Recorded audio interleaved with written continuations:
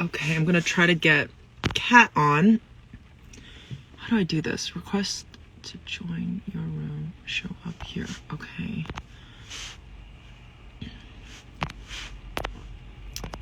Kat. Shoot.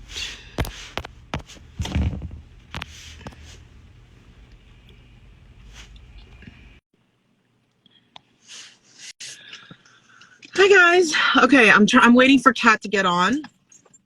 We're gonna go over our notes from the Ghislaine Maxwell trial, but we might do a little go off tangent because that's what we do.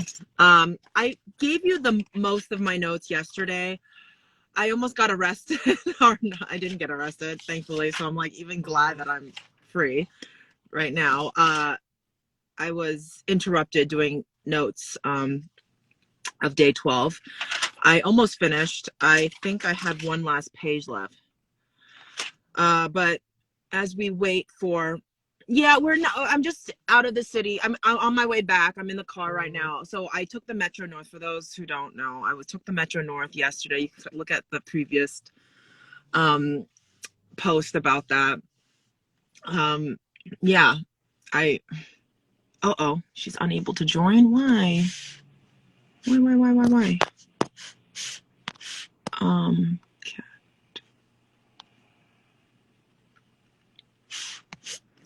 Okay, hopefully she's able to get on.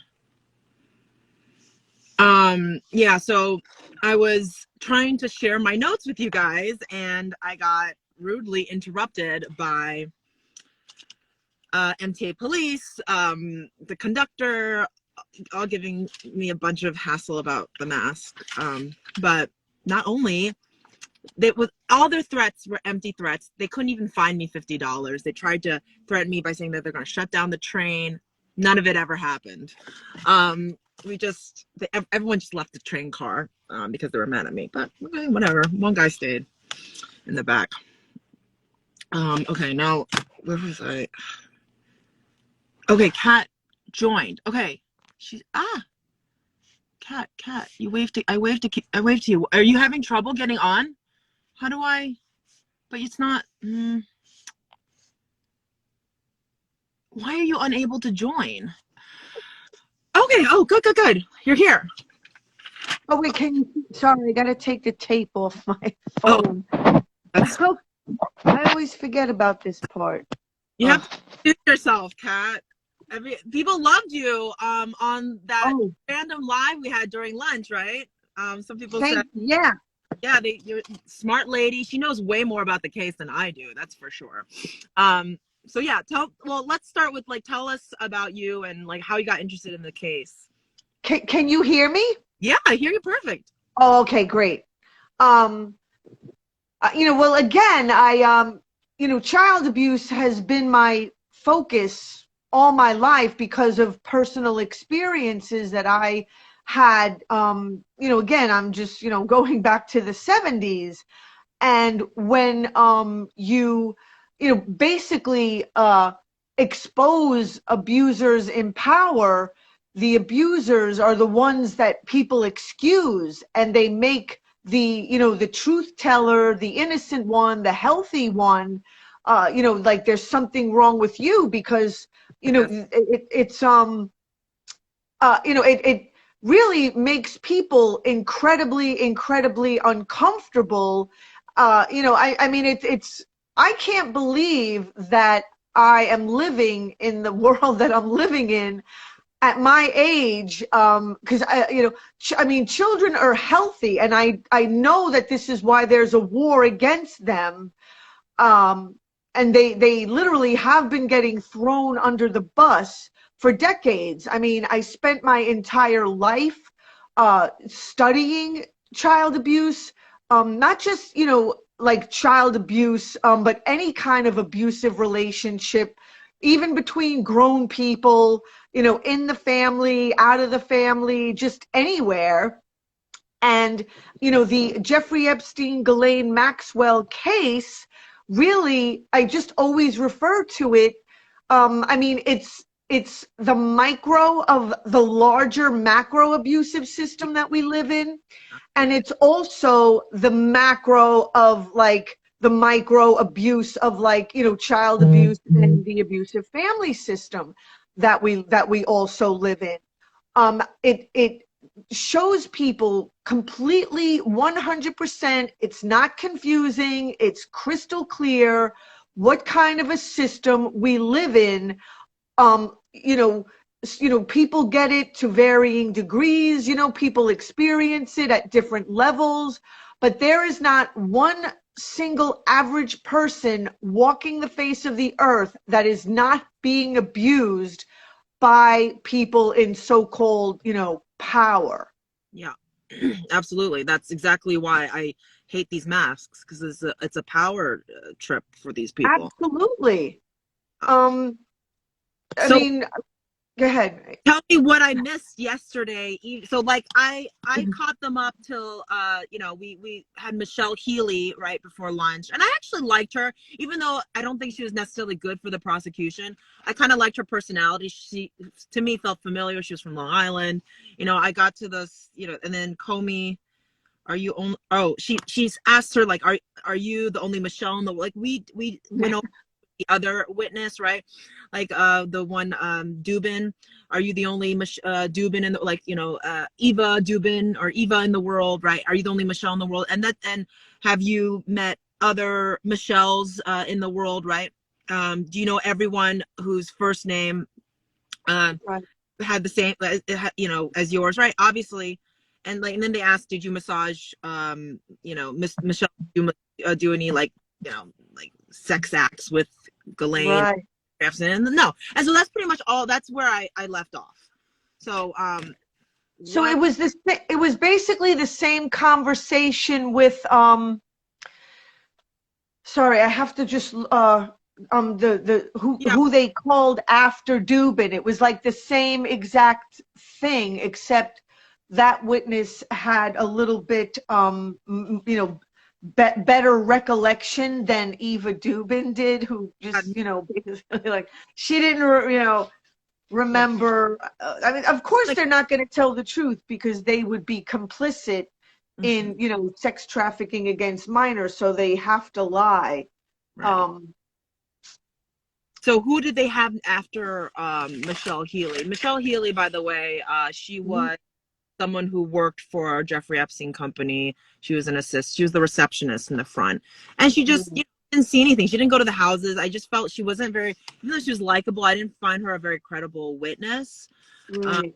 Really go to the houses. She didn't, she didn't make appointments for these girls. And I mean, the only thing she did kind of mention was that a lot of pretty girls would come to the office, and she did know Jane. She didn't like hang out with her or anything, but that's about it. It's just because you didn't see any sexual acts doesn't mean that they didn't happen, right? Exactly. So, I mean, was it feel like a bit of a waste of time, the end of the evening, or? Yeah, I mean, there was that extraordinarily long lunch that literally went on for like 2 hours. Really? Oh, I didn't know this. We went back after, it's supposed to be like an hour lunch, and sat in, the court waiting for them to start for at least, a half an hour, maybe even 45 more minutes. And okay, let me see. And so the only thing I didn't even fill one page of my notes after lunch. Again, they were kind of like, it was like sidebar stuff. And there was this discussion about, Jeffrey Epstein's residences, that he was in violation of some lease in 1996. And they spoke of an arrest warrant for a Kelly Lavino who didn't respond to the subpoena. And then this was the only like exciting thing.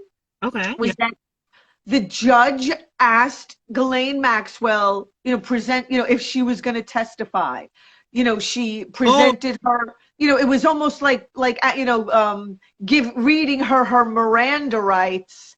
and then, something, whatever the intro before somebody testifies. Yeah. And Ghislaine Maxwell's response was, right, the prosecution has not proven its case. There's no need for me to testify. That was her response. Oh, wow.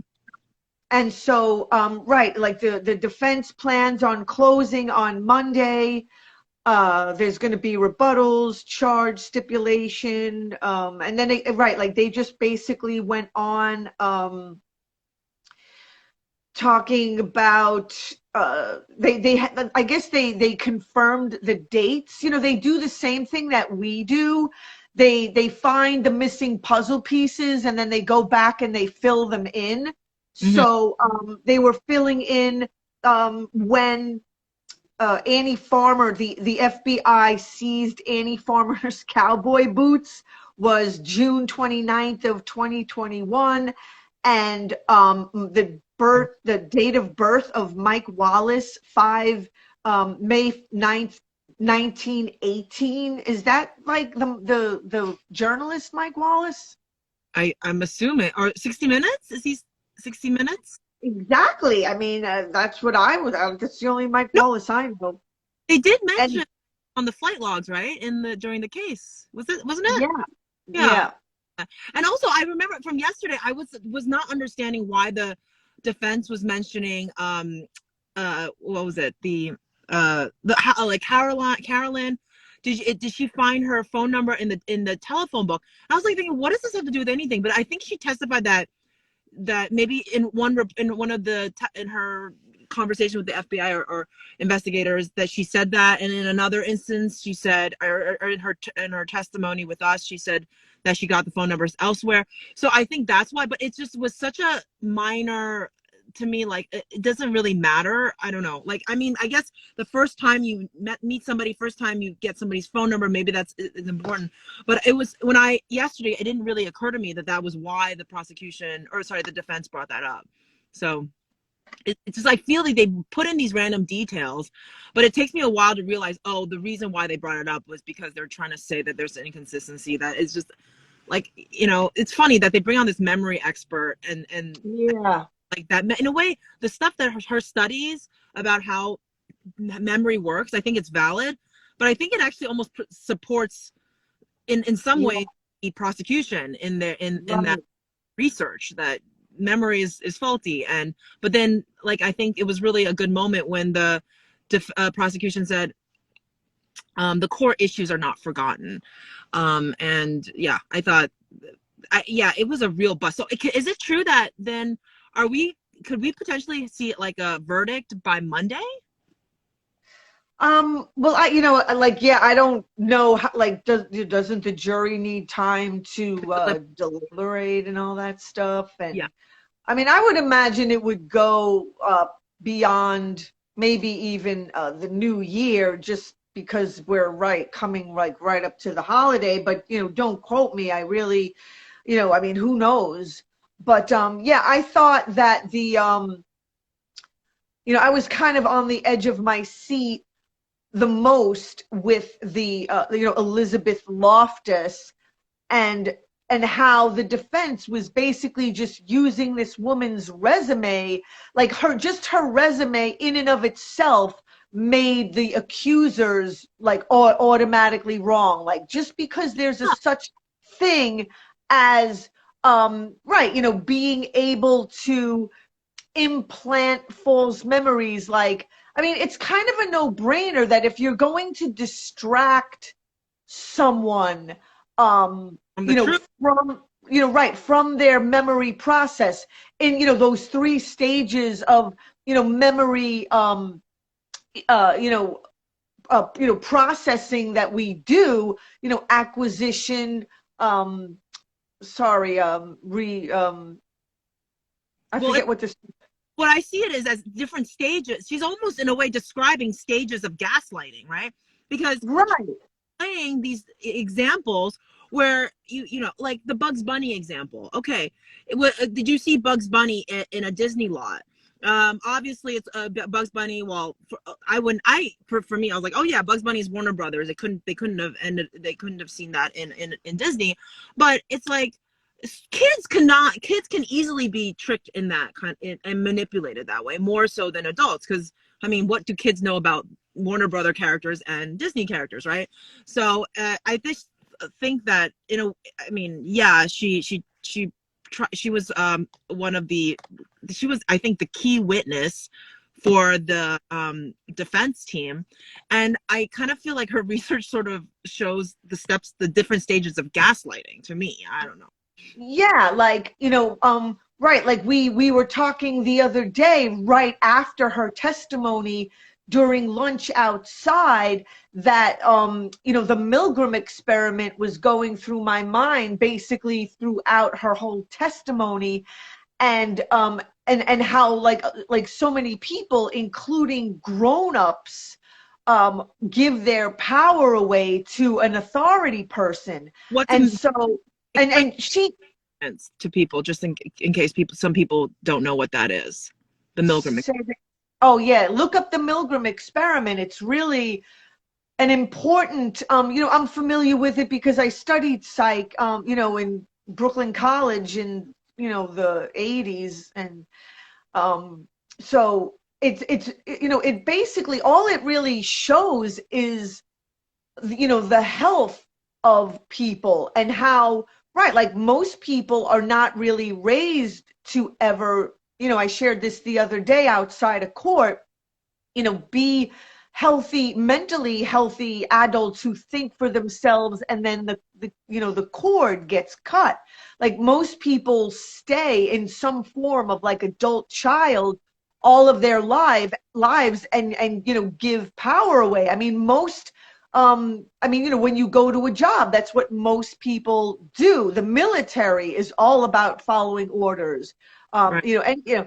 I mean, whether or not they're legitimate, whether or not they're abusive, whether or not they violate someone's rights, like you're going to just, follow like orders. I mean, that's absurd. That's literally a mental illness, and just, staying adult child all your life and giving your power away. And this is the kind of health that we need to be talking about, not necessarily, COVID and the jab is to me, it's like a good beginning to the discussion, the long discussion of health and fitness that we need to have, and what hopefully will really reveal how, because I tried, and I knew in the 70s that health wasn't just physical, that it's emotional and it's spiritual. There's healthy relationship skills. How do you have healthy relationships? What are healthy relationship skills?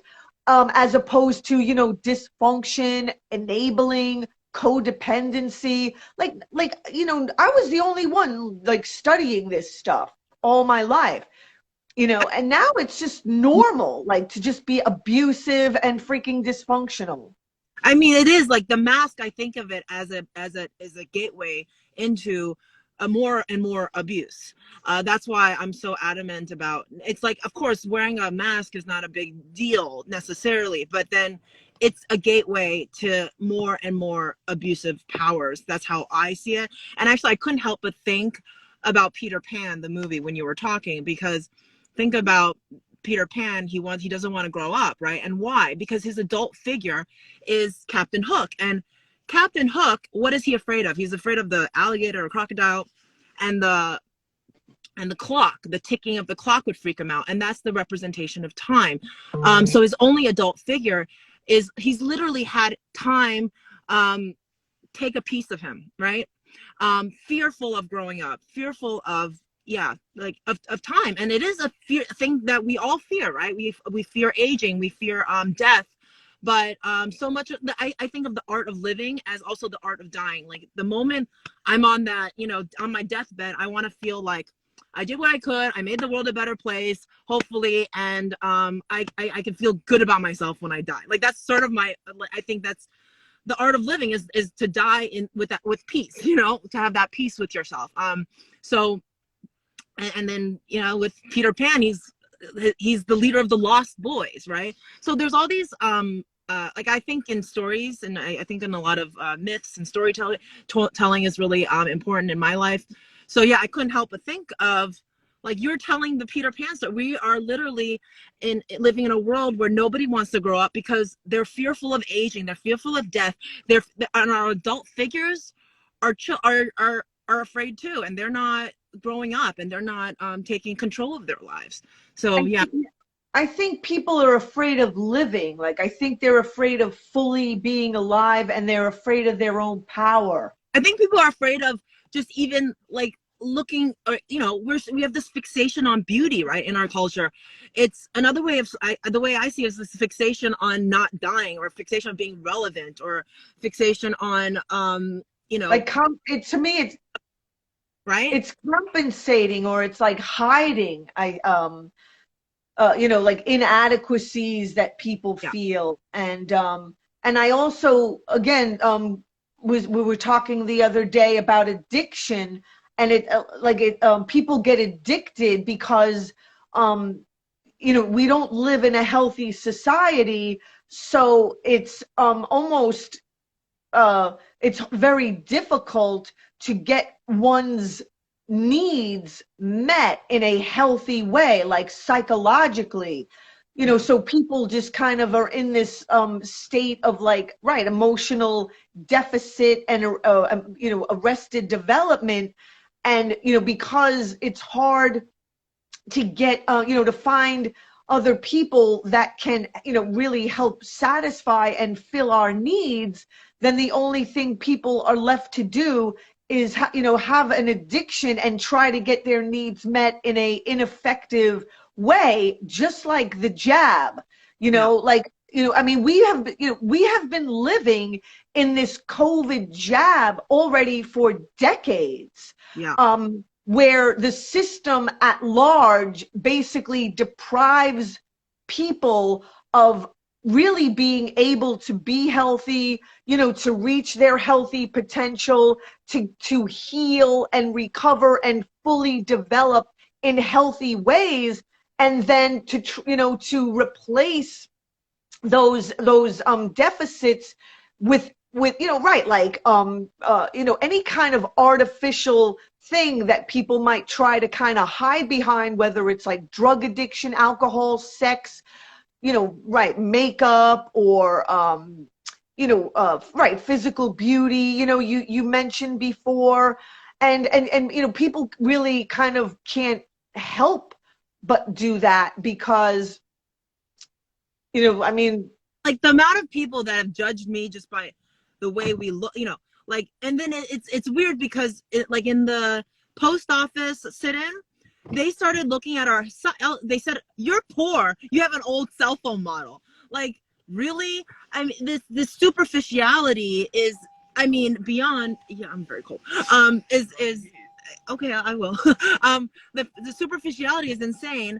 And can you close the door? Sorry, I'm sorry. See, this is very loose, guys. You know, so there's a superficiality, and I still teach a few of my students, and they're, you know, teenagers and stuff, a lot of them. And it's this fixation on beauty. And in Chinese, we have this, our I'm sorry, our version of, like, I guess, trophy wife. We call them vases, you know, like trophy wives, that they're hollow on the inside, but they're pretty on the outside, right? And that's the thing. And even though we have this saying, and I think people can relate to it, um, it's we are fixated on what's outside, and it's like we're emotionally bankrupt, and that's what I think is the true issue at play here. If we raise kids who valued things other than the way they looked on the outside, their social status, their eyeliner, whatever, their muscles, their waistline, their breast size. I mean, if we actually put value into who you are as a person, we wouldn't be seeing all this, I don't know, this, like I kind of became, you know, I went viral because of the, like, pulling down these ads, and now I'm seeing these new ads where it's like, it's sex toys, right? But it's not sexually explicit, where like the way the OK Cupid's ads are. But when I saw that, I was like, wow, people are craving touch. They're craving emotion, and they're craving real, sustainable, like, family. And we're getting in a very big way. And I think you know, I think we as human beings like to say, oh, it's far away from us, it's outside of us. But I actually see this as a, if you, you know, clean your life up, and it doesn't matter where you are in that process, right? But then if you clean your life up, you have the potential to help other people. And it's not when you fix your own crap and deal with your own issues can you really, be a value to others. And you don't have to have, and people say, oh, you need money or you need even time, right? It's like, we just need to use what we got, which is our talents. Like, look at Joe. Like, this week really inspired me because she was on Fox News, and she was arrested. I mean, she got fired from the DOE. She lost her job. She had to move in with her parents, right? And look at what kind of influence, what kind of, like, effect that she's having in the world. It doesn't require money. It doesn't even require. It requires your, yeah, like, Your your inner moral currency. compass. It's like, it's your, Your internal currency. That's what it requires. exactly. That's a very good. Thank you for saying that, because it's like, emotional. If you're emotionally bankrupt, what do you have? Your own currency. Like, you got to start investing in that. And if you don't, ooh, be careful. Sorry, see how loose we are here.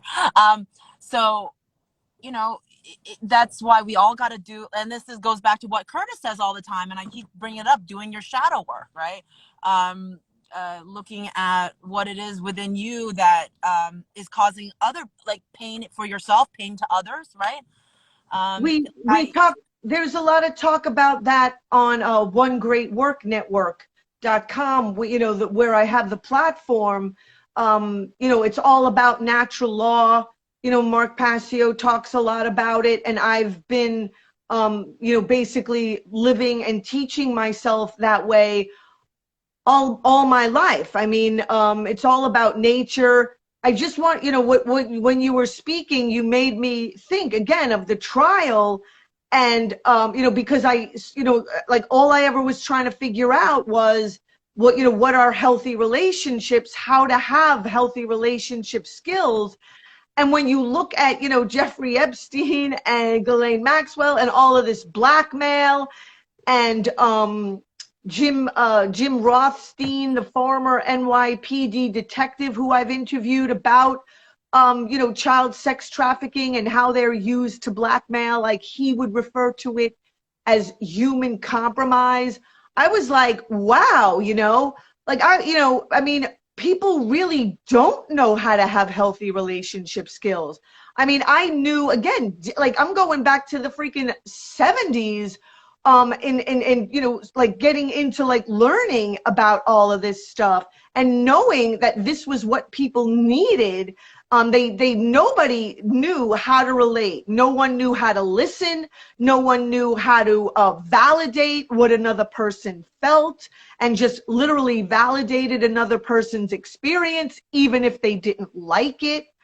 And I was just like, wow, like, how do people live in this world and not even, like, learn how to have healthy relationship skills and be like a healthy, mature person? And everyone is just so busy chasing the damn paycheck, having the freaking job. And I knew, I was really worried that if people didn't pay attention to to psychological health, yes, it's uncomfortable. It's not, comfortable to look at this stuff, to pay attention to it, to see it, not even in oneself, but also in other people, because right, like we live in a society where people don't even want to believe bad things about other people, especially those in power. And that I mean, when anytime I think that how people don't want to believe that, like the 9/11 official story was a lie, and maybe your freaking government was in on it, or your government and big pharma and Dr. Fauci are all in on trying to depopulate everybody. I think to myself, well, children have been getting murdered and abused in the family system for decades.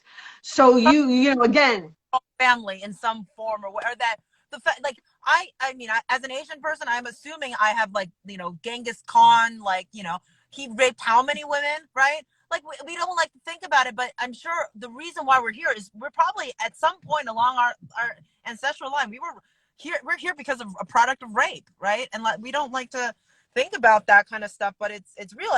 And going back, and what you were saying was really brilliant, because, like, I think with Ghislaine and Epstein, they're like that, like I was saying, that vase, right? They're the most beautiful vase in the world. Like, it's the most gorgeous vase, but they're empty, like, not beyond empty and hollow. It's like they're like, literally yeah. sacrificing and children. I mean, that's what it is. That they're So sacrificing. that's what I'm saying. Like, like I can't help but think. I mean, again, like I don't know Jeffrey Epstein's upbringing. I don't really know Ghislaine's, even though people have Education, they got even the, like, fancy accents, they got the planes, they got the houses, they got the prestige.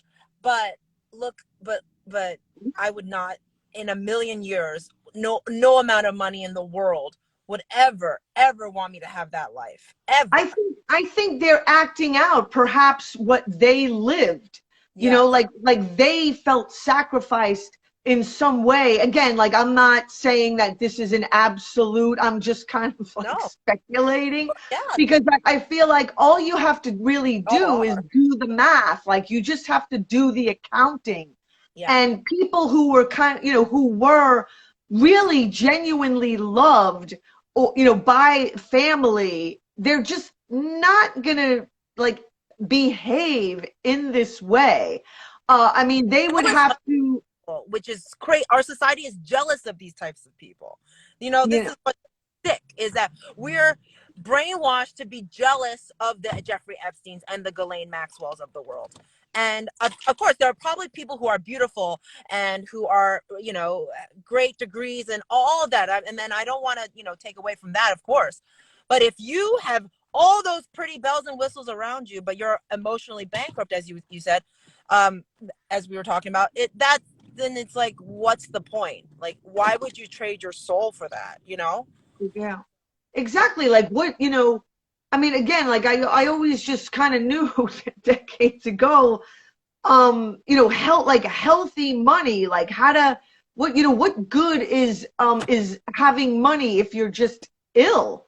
Because, then it's just sick money. It's just a sick monetary system when the people who have the most money are the sickest. I mean, what does that tell you about the monetary system that we live in? Like, it's the sick. Actually, I feel that, right? Like, when people, like, I'm so grateful for people who donate and everything, but I also want to keep myself in check.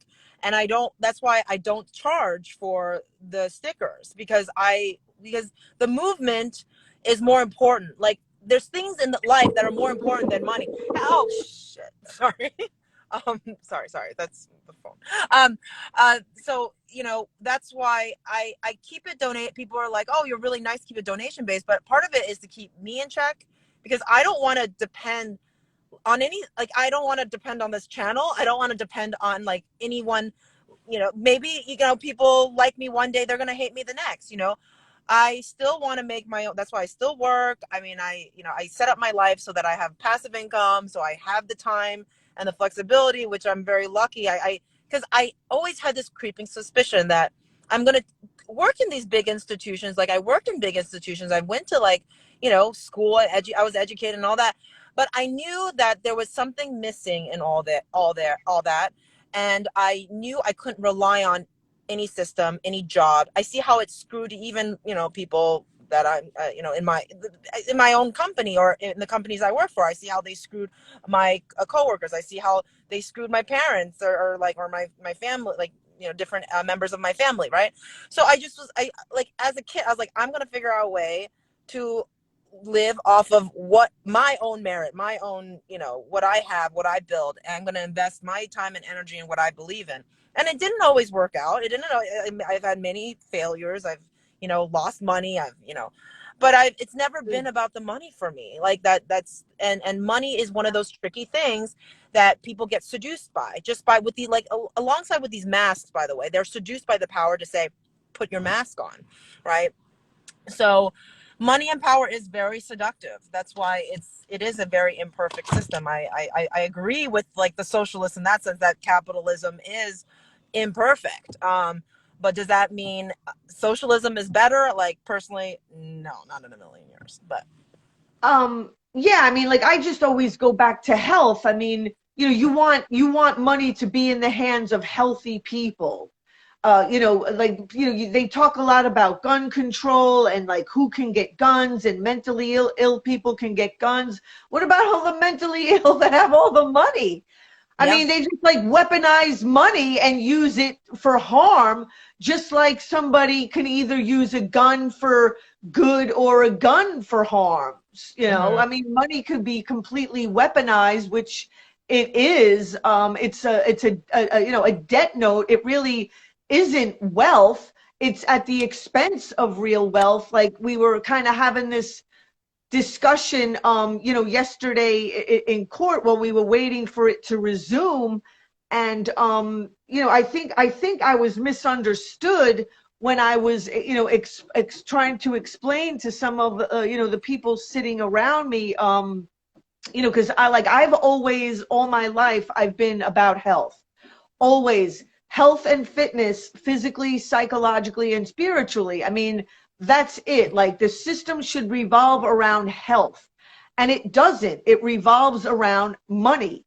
Like nature and health are literally being sacrificed for the fake monetary system, when the very thing that makes money legitimate is if it's in alignment, with natural law. I mean, like, we don't go to a sporting event and watch, like, athletes completely miss the goal and then say, oh yeah, like, he really did, make the score. We're going to give them, like, the trophy. I mean, like, we judge athletics and sports according to the laws of nature, Right. Like, so that's how the people in power, that's how they should be judged by, do they make the freaking goal? They shouldn't have all this money by completely not just missing the goal, but, like, completely pillaging, like, the whole goddamn world. It's, like, insane. Ivy League education institutions, these institutions that we revere so much, why aren't they finding a cure for COVID? Like, where is it? With all this prestige, why haven't you figured it out? Why? And the people that I think are figuring it out are these people who are in the front lines, doing the work, treating the patients, trying to figure it out. And people are independently coming to different treatment options. And now these very institutions that are supposed to be protecting us, trying to find a cure, are actually thwarting and shrouding that information. It's like, it's beyond criminal, and it's really sad. Like, when I see these people who are just complying obediently, and they don't see that the mask is just the first step of abuse, and it's subtle, but it's this Stockholm syndrome that we gotta snap these people out of.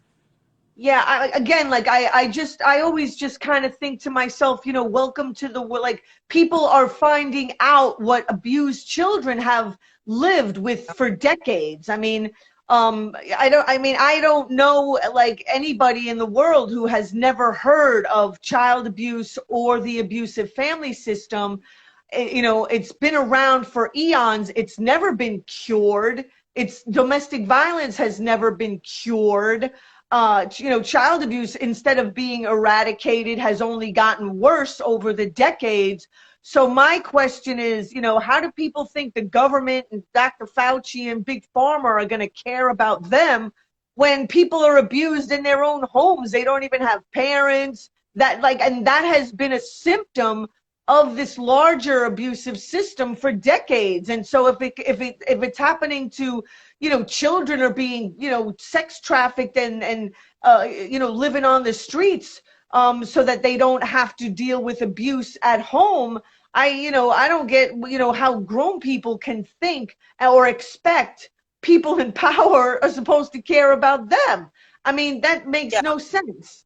And for me, when seeing those victims was really heart-wrenching for me, because what I saw was, especially with Carolyn, that was to think that you cannot destroy somebody emotionally like, that woman was a broken woman. And look, even if you're in that state where she's hearing voices, deathly afraid, even that day, of somebody trafficking her kids. Like, imagine dealing with that level of stress every single day, and for her, even her, I like to think that there's always hope, like in the yin and yang symbol, if you're in the dark, there's always that that light.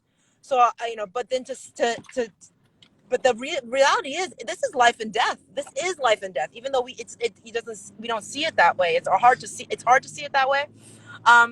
But she was someone that was broken. And when I saw Annie Farmer, that was a woman who made it.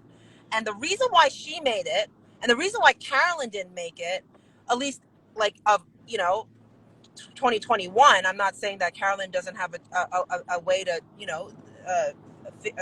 turn her life around. But what we saw, Annie, she's in college. She was able to go to achieve her dream, which is to get an Ivy League education. She's was able to reclaim those boots, right?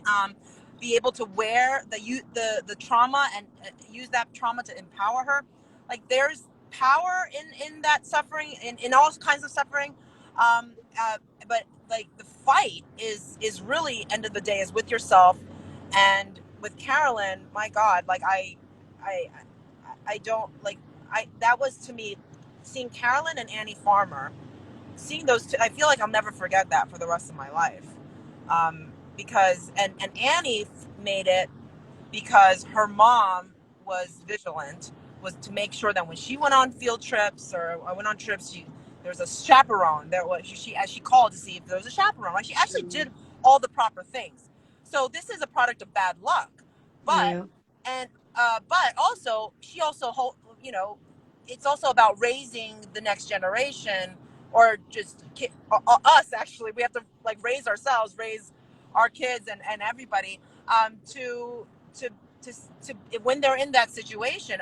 Annie went to the bathroom. Like, imagine going into a ranch and realizing you're by yourself with like might as well that they be murderers, right? Emotionally you're there to murder you, right? And she went into the bathroom and locked the door. Like, to me, that was like at least a little sign of her fighting. And Jeffrey came into her bed to hug her, right? Like, she didn't get, let's say, penetrated, okay? But if it wasn't for her mom, if it wasn't for her sister, if it wasn't for her and saying, okay, what do I do in this situation? She could have easily been raped. I mean, like, that's clearly what was the next step. So she made it out by the skin of her teeth. And even so, she still is probably doing her shadow work. I think she's a psychologist, right? Like, and I wouldn't be surprised. Annie, right? I probably wouldn't be surprised that she went into that field to understand her own psychology. Like, I have my friend that I mentioned. Most people do. Yeah, most people do. To figure out how do I, like, fix myself. And like, I have really bad allergies in the spring, right? And I went to all these different doctors, and I still am, struggle with it, but every spring I'm like a mess. But I realized, wow, if I change my diet, it really, fixes it, in a way that doctors were not able to fix me. Like, I tried going the Western, traditional route, and I even went to an allergist, and they're like, you don't have any problems, trust me, you're fine. And then they test me, and then I have all these allergies. So they're like, I don't know how you do it, but keep doing it. Like, you know, and I told them it's just cleaning up your diet. And they go, if it was that easy, I'd be out of a job. But it's not easy. That's the problem. It's not easy to clean up your diet. I am like a horrible eater. Like, I love to eat, and I probably eat too much bad things. But during the spring, I really clean up house because I have to. It's like literally my body says, I'm not gonna, you know, you can't eat this stuff, you know, like, so yeah, life is tough and it's hard to grow up, but I feel that's the lesson that I'm getting from this case. Like, what about you? Like, how have you, like, what have you gotten, you feel from this case? Or like, what have you learned, do you think? You know, I mean, well, personally, like I really don't expect justice to be done. I mean, even if Ghislaine Maxwell does do some significant time, which I mean, I feel like maybe she'll do some, but you know, the white so-called powerful, you know, males, they're gonna get off, and then that's it. And you know, like they're gonna just right pacify the public by maybe giving Ghislaine Maxwell some jail time, and that's it. Yeah, And that's of how sick our society is how I see this case. This is, like until we you know, I was just you know, on the computer, I do the news posts for occupypeace.com, and I came upon a news that in India they have a murder case against Bill Gates. And I was really? like, yay, you know, like this is what I'm saying. Like this is what we have to, it's like the Indian Bar Association. They have a murder case against Bill Gates. I could send you the link. And I was just like this is what I'm saying. Like it's all about going after, like, you know, instead of like, I mean, this is why again, like I just always go back to the dysfunctional abusive family system. It's like we live in this giant abusive, you know, family where dad is like this raging alcoholic that everybody just walks on eggshells around. And that's what people do. Like, you know, so-called law enforcement, FBI, CIA, like, I mean, everybody, you know, caters to, props up the freaking ass, the abusive parents of the fucking world, rather than just, you know, standing up to them, you know, holding them accountable and like fighting back, which, you know, I did, my body naturally, healthily did when I was a kid and a teenager. Like that's how the body, I call it the psychological immune system, the emotional immune system. It's not just in your physical cells, it's in your psyche. Like it's natural to stand up for your freaking self. It's natural and healthy to push back. And people, like, you know, try to make that bad. Like they literally, all my life, 5 decades, people are trying to like literally undermine your body's health, your mind body, you know, health, and you know, because it's uncomfortable. Oh my God, you know, we have to look at the people in power, we have to hold them accountable, we have to change the system, and heaven forbid be uncomfortable and do some freaking physical and psychological and spiritual fitness, and you know, exactly, like, you know, act and Yeah. instead, you know, act and to protect your children, and instead people are throwing the fucking children under the goddamn bus. So it's like That's literally like it's throwing the social immune system, I call children the social immune system, throwing them under the bus. that's So exactly, what kind of a fucking world do you think you're gonna have when you've been throwing the freaking social immune system under the goddamn bus? You don't need a COVID fucking jab to do it. People have been doing it for decades. now we're sacrificing the children in with COVID too.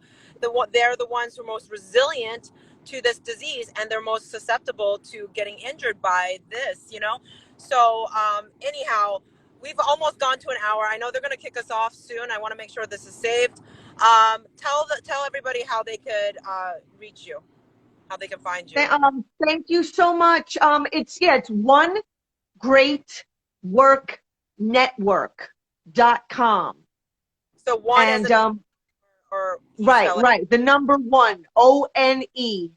Okay, Great great, Work great. Thanks for Network. catching us all up. And yeah, I mean, I'm gonna be in Florida. I'll be there Monday, so I'll see you Monday. But after that, I'm gonna need some help. So maybe we could do a few more of these, or or we could get other My, people, make it a my party. pleasure. Okay, appreciate it, Thank Kat. you. All right, see you Thank Monday. you, Kirill. Bye. Bye. Thank you, everyone. Thank you. Speak truth to power. Absolutely.